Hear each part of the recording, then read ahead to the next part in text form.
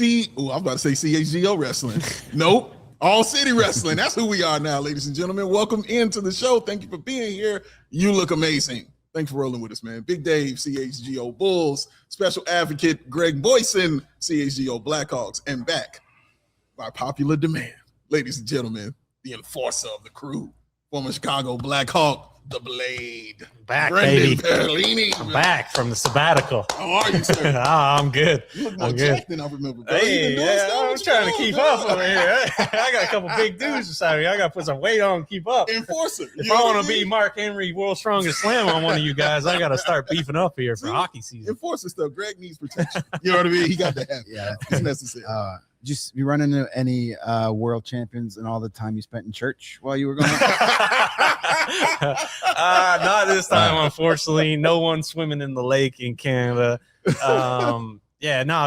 Good couple weeks away. I told you guys I was gonna be part of the show, but I just figured it was I'll let you guys do your thing. Maybe you get tired of me after a while. I got to build up the anticipation to come back. You know what I mean? Smart man. Yeah, that's a pro wrestling. Yeah, that like, is. Yeah, take your time away, and then I'll get my pop coming back this week. I think they call that Jim Ross used to call that take some time and learn a new hold. That's why I say you had to bulk up to protect, man. He's gonna get the world's strongest slam. Yeah, world's strongest You're slam. gonna get it, man. We did the SummerSlam recap on Sunday, obviously. Want to know your feelings on it, on SummerSlam. If you saw anything from it, if you saw a couple matches, what were your feelings? I did. I watched it in bits and pieces, and sometimes for me, if you're like recapping a show or like you miss it live, when I watch it back, it doesn't seem to hit the same. You'll like watch a few matches, then you're either cooking or you go in the other room, you come back, whatever. So I kind of watched it over the last few days. I thought it was good, but like I said, I didn't find like a full flow of it wasn't probably my favorite PLE of all time. How dare you? But yeah, there was some good stuff in there. I enjoyed it. It was kind of entertaining, the Danhausen stuff. I think it was entertaining. I don't think it was kind of middle of the road for me. I'm glad. You were texting me, kind of bad timing, I guess, for me to go away too. So you were texting like, "Oh, the tickets are cheap and stuff," and that probably would have been a great thing there. And meanwhile, I'm out in the bush, no shirt, no shoes on, looking like Rambo out there. You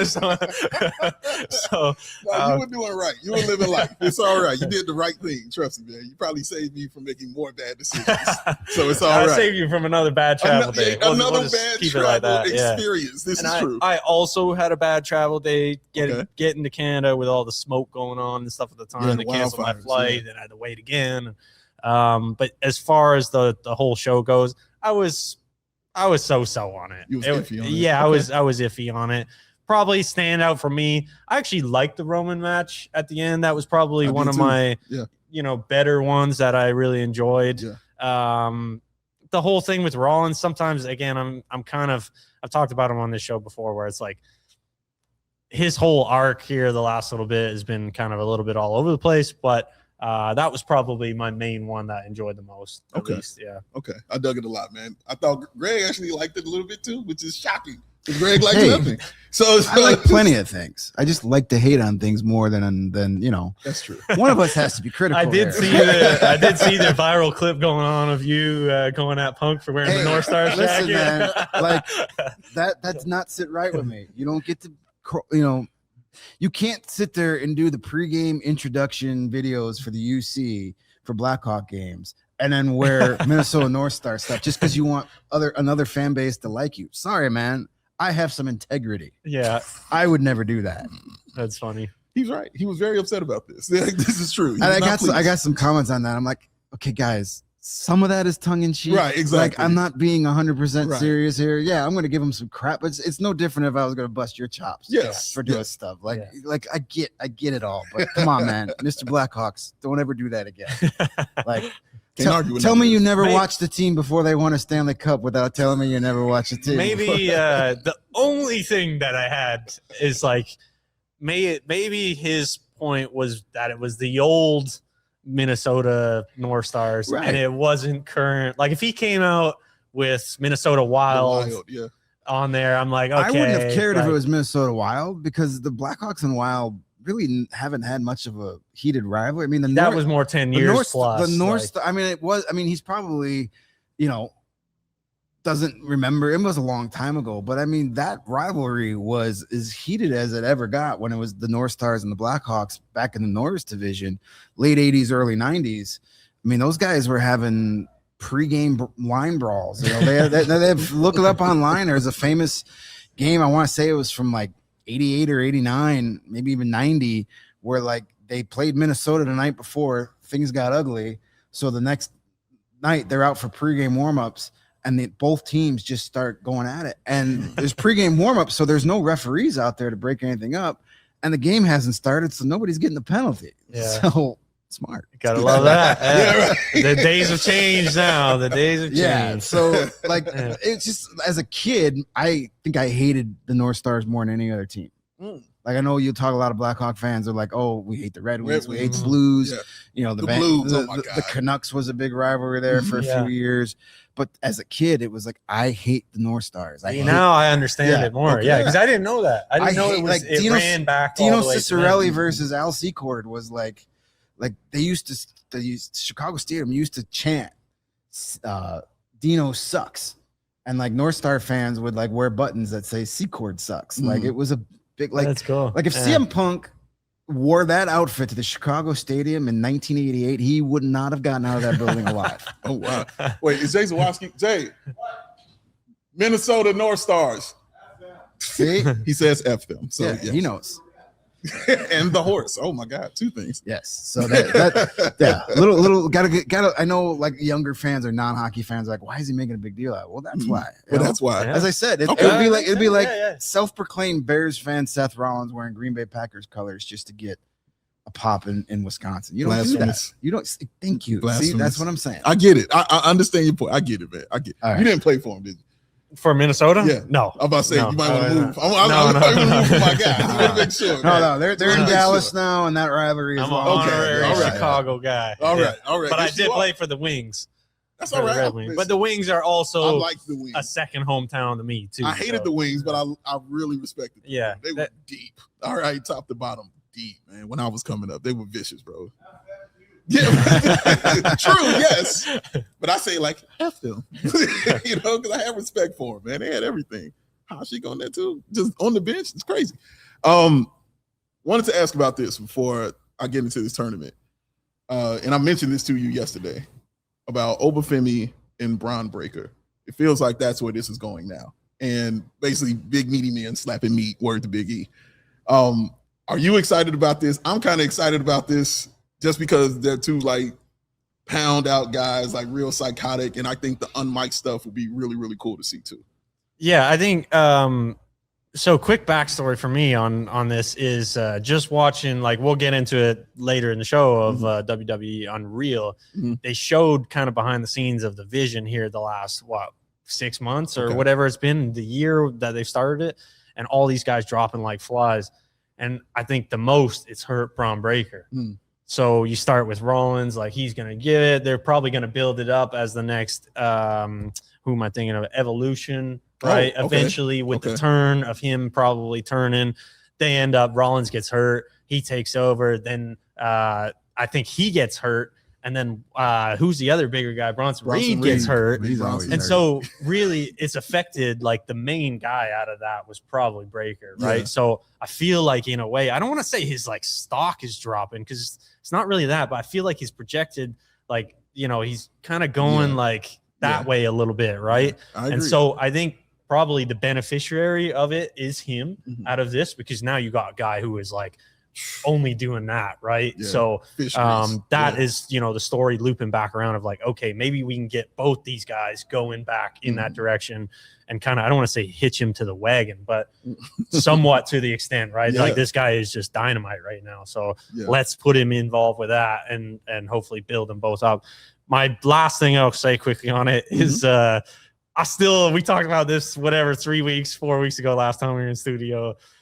I'm waiting for that title shot though, man. He wins the King of the Ring, the title shot. I'm like, man, when's this guy? He gave it up. We forgot about it. We moved on. I'm like, does he like a cash in time. It was supposed to be a It has to SummerSlam. Does It he was. take the ring off and give it to somebody? You know, like that's still on my head because I thought when he finished up with Brock, it's like, okay, let's get him straight into the title here. Like I don't know, that's what I would think. I'm going to imagine he's going to be one of the guys that going to be part of Money in the Bank, and that's when he can get it. And you know, I just think like him and Breakker, your point I think is right on the money about like this is going to get Breakker back where he probably should have been if he never got hurt as one of like those up and coming top, you know, I don't want to say middle card, but like next tier guys. He's not a main eventer, but he was coming on the way, though, right? Yeah, so this will get him back like, there. I just hope like you make him look good enough where he's just not going to be, you know, cannon fodder for Oba Femi. Like make him look strong, because as I told Dave on the recap, like you set this precedent for Oba Femi that like he's unbeatable the way you did that match where, you know, kicked out from multiple F5s and a tombstone pile driver on the exposed ring on wood. Nobody kicks out from that.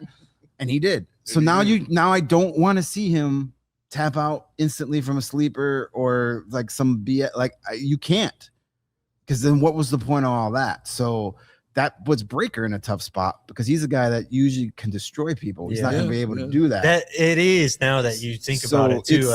It's going to be interesting how they write that one out on how you can make Breakker look strong, but ultimately losing.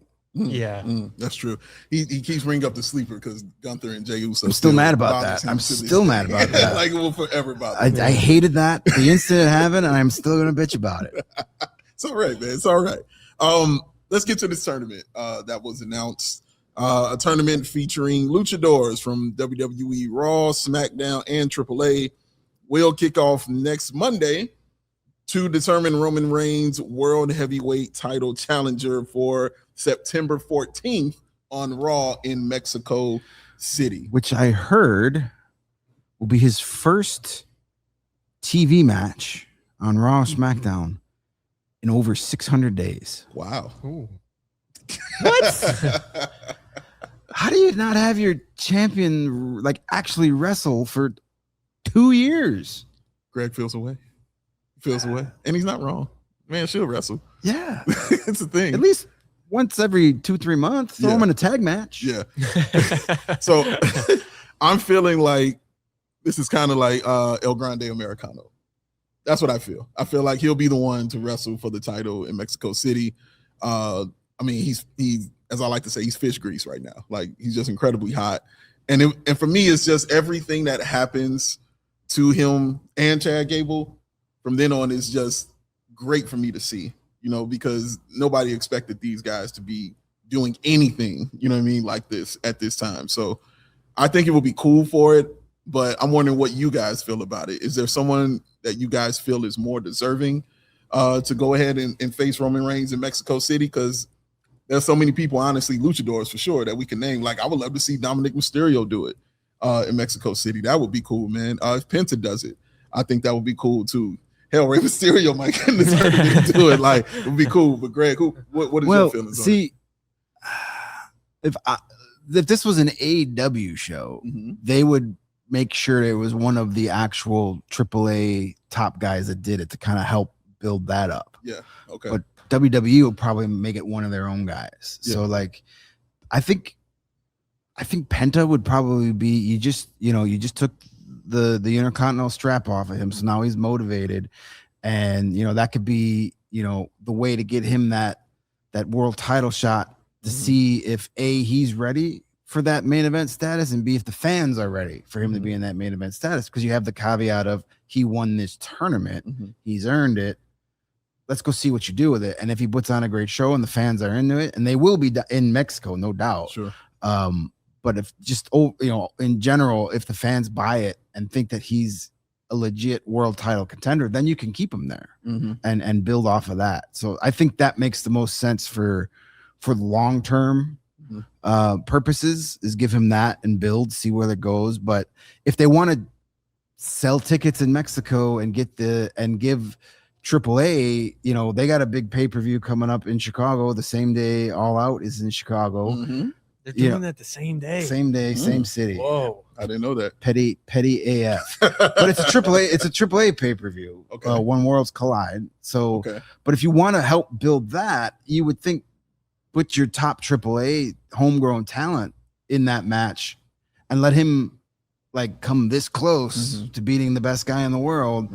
And then that gets more people interested in seeing that guy wrestle more and that brand wrestle more. If they really want to help put over that brand, or if they just want to put over one of their own guys. Yeah, makes sense. I think they got, I mean, both of you guys make really good points. I'm not going to argue with everyone that you said, really. And I think that's the way it's going to go. Of at least one of those guys that you guys mentioned, like the case for El Grande. I mean, I kind of dug a little bit deeper on like their match that they did of like the two El Grandes and how, like, I had kind of heard something really basically at how there was a lot of injuries around that time and stuff, and them going down there and doing that totally boosted their rankings of, respect around the building from the company, from people who work there and whatnot, Triple H, everybody.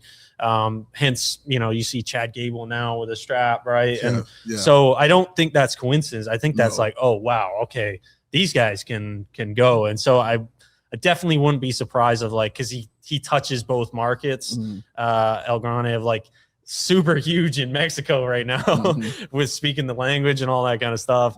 And then still crosses over to call it mainstream or whatever on SmackDown, Raw, whatever. Even though he hasn't really featured too much recently. I do like what Greg was saying too. It's going to be interesting. I mean, it's not for a lack of, you said Dominic, Ray, like there's so many guys that can do that. I like the Penta thing too. And I'm a huge believer, or not believer, but just when a guy loses like that of like, okay, he lost, now they're going to give a little push to Gable. But then usually it's like, okay, who had it prior? Bron Breakker loses. And then he sort of like elevates right now. They're kind of throwing him towards the main event. So I see that of like, all right, we'll take that title off Penta. Now he's no longer like in this. Let's like start bumping him up a little bit. And so I see it for all sides. If they wanted to make the universe right, they'd give it to Dom as a thank you for having to put up with that nonsense that he's had to do for the last couple of weeks. Literally being clowned at SummerSlam. They should be like, okay, you were a good soldier, you were a good sport.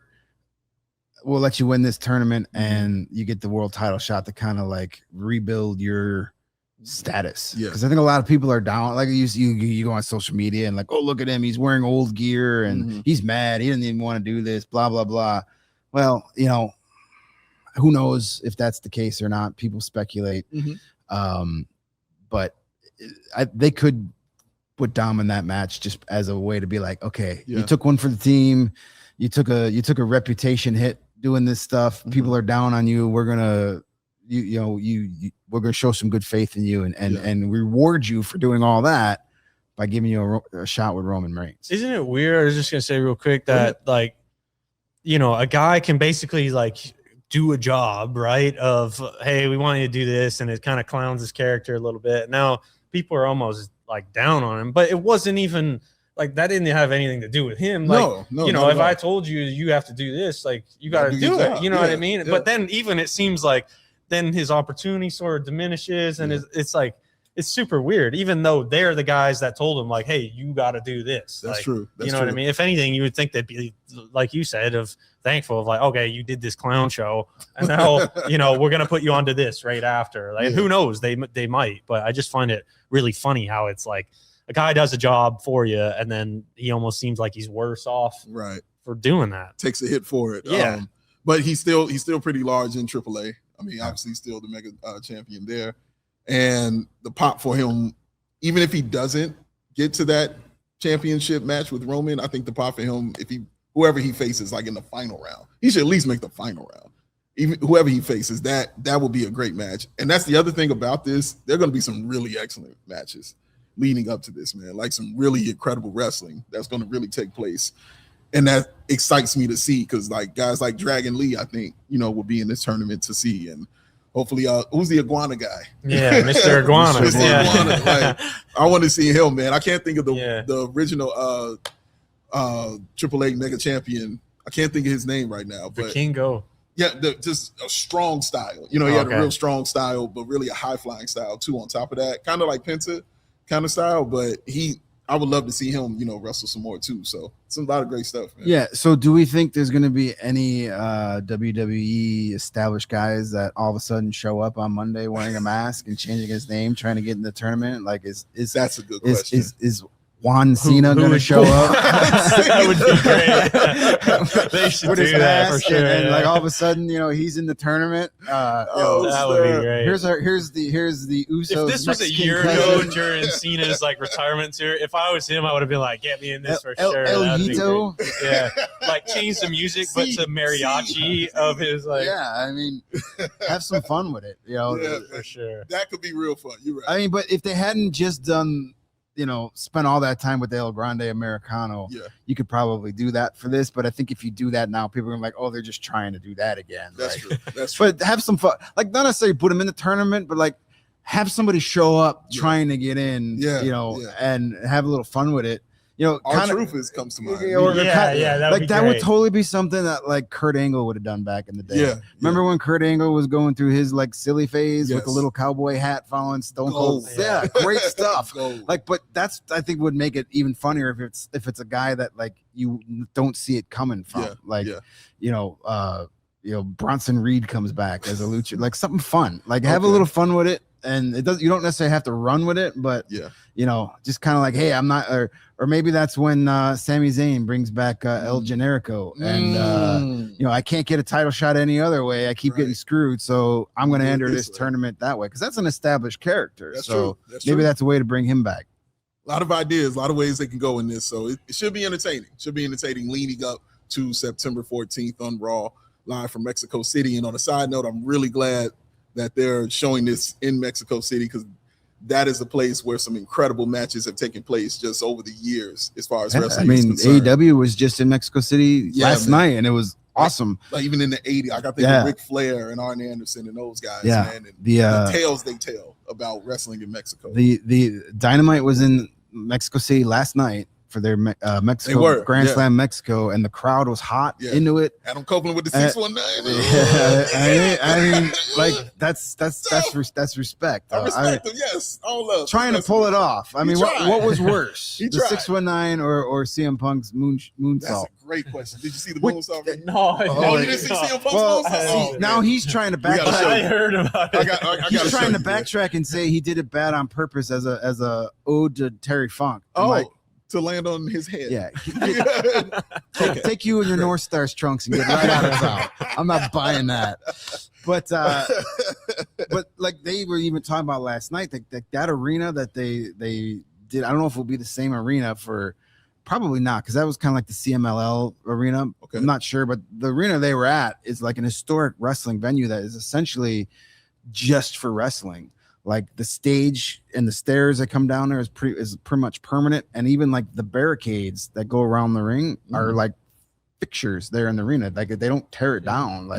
So it's huge down there, and so it'll be fun. That final match, that crowd will be hot. That's bucket list to get to like Mexico City, watch it, right? Like, absolutely, or anywhere, I guess, in Mexico. Yeah, absolutely, for sure. Brendan, Enforcer, sir. I should call this Enforcer's Corner right now. You know what I mean? Right. But you wanted to get into something about WWE. Yeah. I mean, I mentioned earlier in the show, like one of the hottest things, I guess you would say, TV wise, besides, the actual show is WWE Unreal. Just released another new season. Started watching it. I thought it was perfect time to chat about it. So anyone who's out there who hasn't seen it, let us know in the comments what you think as well. But maybe I'll start with yourself. Just on, like, for myself watching, I think it's super cool behind the scenes. I mean, have you seen it? Or No. They show all creative decision making. Why we did this. It's not totally like, there is still some stuff that's closed doors in a way.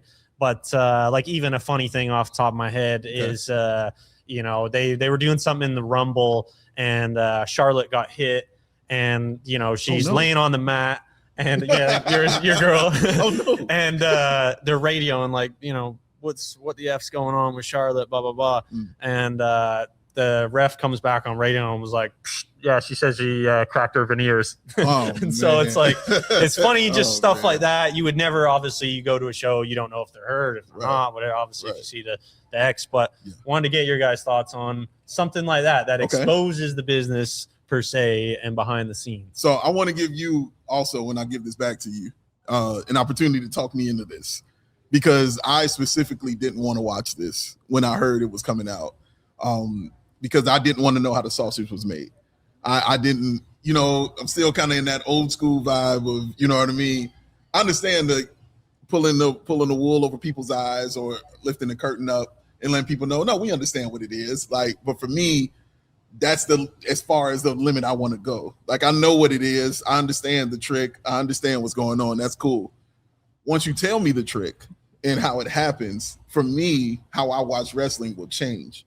And that's what I'm worried about. I'm worried about how I look at it, that it will change. And I don't ever want that to change when I'm looking at it and enjoying it and taking it in, because it's like, you know, this is really extreme. This is extreme. It's still real to me, damn it. You know what I mean? But it's like, you know, an 8-year-old kid, you know, killing off something an 8-year-old kid really loved. You know what I mean? Like, specifically beloved about it, and telling him that, like, okay, just like, I remember when my niece loved Barney. Loved Barney, right? It's one of my favorite stories to tell, even though I shouldn't be telling this. One of my favorite stories to tell. She loved Barney. My brother, to mess with her, because this is what we do. You know, as uncles, we mess with our niece and nephew, made up a song to her about how Barney isn't real and how Barney was basically in a basket in our basement in the trunk. And it was a brilliant song because he did it to the I love you, you love me. It was brilliant. We got to play this on the stream next time. And she just cried. You know what I mean? And she cried, and it hurt. It's till this day, she still talks about how that impacted her. Killed a little bit of her childhood, exactly, you jerk. Exactly. Exactly. It still bothers her, you know, to this day. That's kind of how I feel about this. You know what I mean? Like, I understand it. And I think it would be cool to watch, to see the behind the scenes and how they come up with the ideas and stuff like that. But I'm worried it's going to tell me too much stuff to where it will kill off a part of that for me. Well, I think I haven't seen too much of it. I love you, Amber, by the way. Love you very much. I haven't seen too much of it, but I'm pretty sure they're like months behind. Like, they're not showing you what's coming up. They're showing you things from like a year ago or whatever. They went all the way up to the last one was WrestleMania. Yeah. So somewhat recent. Yeah, in a way but it's stuff that's already happened. So not, they're not giving away what's to come. Mm-hmm. I don't really have a problem with this. Because there's so many podcasts and guys that out there. Like, I've always loved the Bruce Pritchard podcast, and great podcast, when Eric Bischoff's podcast started, it was really good, and Jim Cornette. These guys have been telling you all this stuff for years, and I've always enjoyed I've always enjoyed the, like, how they came up with the character name and how they came up with this gimmick and that gimmick. I've always liked that stuff. As far as like the intricacies of booking each match, I don't really care that much, but I do enjoy how they get from point A to point B, and I enjoy the, like, okay, you know, we knew in July that it was going to be this guy versus this guy at WrestleMania, so we then had to work backwards, and I like that stuff. Okay, my biggest issue with the Unreal show is you can't have that out there where you show the whole writing process and all the creative stuff, and then you have your guy Triple H get out there just this past week and say fans can't be mad at the writing. Yeah, the F they can't, especially when you have a whole show about how you write the show as poorly as you do. You can't have it both ways. Yeah. You can't show us this process and then say, don't be mad at that process we just showed you. Yeah. Yeah, it's true. Yeah, I get it. No, I mean, so I think for me, I understand too yourself. And is that too much what I'm saying? Is it too extreme? No, because I do understand too, of like, there's the magic in it, right? Yeah. The same as Christmas, like, still like there's just a bit of magic there, and so I understand not wanting to let the lid off that, so to speak. I think I was introduced to a show like this really early, and on the flip side, like when this would have been, man, we're looking at I think it was 2011. Okay. HBO did 24/7. It was Pittsburgh and Washington. No, I think that was 2010 Winter Classic. Okay. And it was a build up to the Winter Classic. And so at that time, 2010, I mean, I was born in 96, so you do the math. Yeah, 13, 14. And so the build up to it was unbelievable watching. But this was the first time in my life, like I was tuning in weekly to a show and I was seeing like Sidney Crosby, you know, mother F the ref and stuff. And it was just like, whoa, like I had never seen this behind the scenes sort of thing like this. And this spurred me on so much of like to see, because me and my brother back then, like we really didn't have, YouTube was like kind of minimal. It was sort of starting to grow, but there wasn't like any sort of, we were looking for training thing. Like, what does Crosby do? What does Ovechkin do? How do we get better? Like, you know, we know that my dad played in the NHL and he knows these things, but we were looking for other things to like, how do we improve?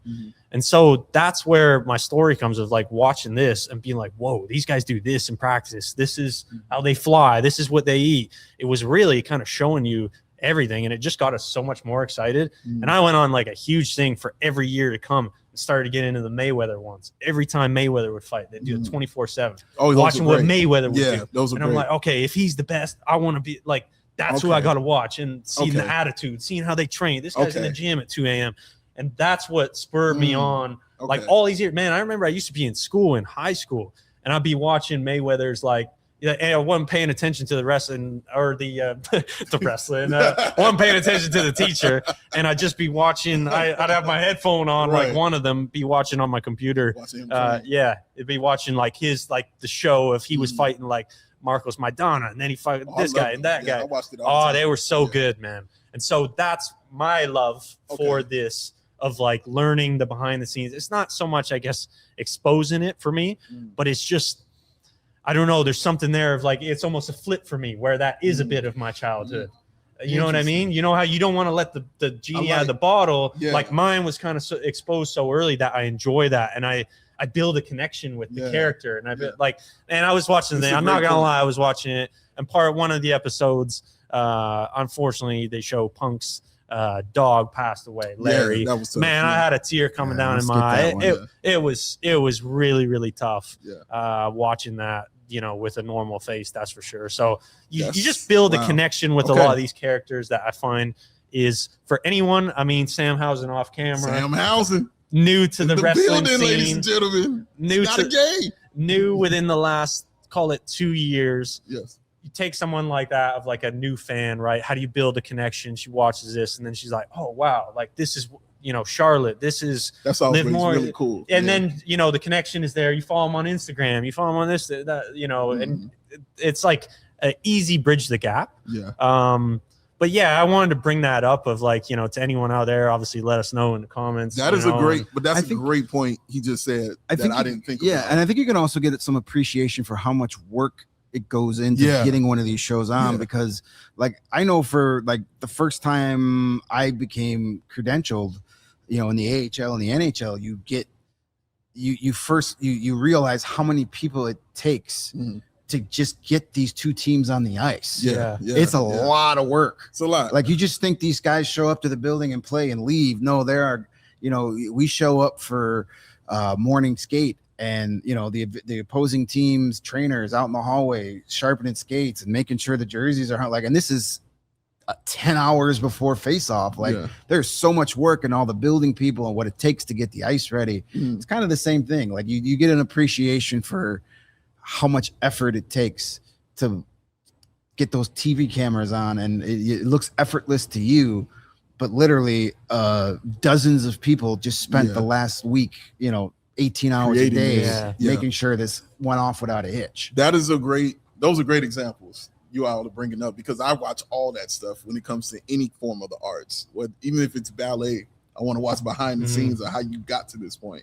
I do it for music, you know what I mean, all the time, just how they put together a stage show, you know what I mean? Like how much time did you put in singing or rapping or however you did? Like I want to know all of that stuff. And you're right, like that is a great way to say that. And because you said that, I'm going to look at Unreal. You just talked me. I asked you to talk me into it. Okay. You talked me into it. Yeah. So I'm going to watch an episode. I'm going to see. When I'm hockey watch. is over, you can come here and be on our sales staff. you're good at At selling. this point, WWE, you gotta flick me some cash for that. I just got a new subscriber. Wait, Netflix too. Wait in line, pal. Wait in Actually, line. hey, I got a website that I didn't watch on Netflix, so I'll forward that over to you. That's all right. Stephanie I didn't hear McMahon said it was okay to do Yeah, that. she did. Yeah. He was in Canada. It didn't matter. It didn't count. He was in Canada. We're going to get out of here, though. We appreciate y'all hanging with us, man, and enjoying this and liking this and subscribing to this show. Continue to watch it. Continue to share it. Follow us on Twitter. All City Wrestling is where we're at. I believe it's wrestling is it AC_wrestling_. I believe that's Yes. what it is. But Yes. we don't do handles no more. So just type in All City Wrestling. Follow us on there, man. We're always posting something. Follow us on our respective Instagrams as well. This gentleman right here, absolutely on Instagram, ladies and gentlemen. You should be following him, seeing all the cool things he's doing. He'll be posting wrestling stuff along with a ton of hockey stuff as well, man. But we appreciate y'all watching this. We'll be with y'all again next week. For my man, Greg Boysen, special advocate, CHGO Blackhawks, Brendan the Blade Perlini, Big Dave, CHGO Bulls. Big shout out to Sam Housen over there representing in the building. Just like Dan Housen, she disappeared in the cloud of smoke. That's why you don't see it like that. But she's here, I promise you. Sam Housen's here, y'all. Thank y'all for rolling with us, man. We out. Peace.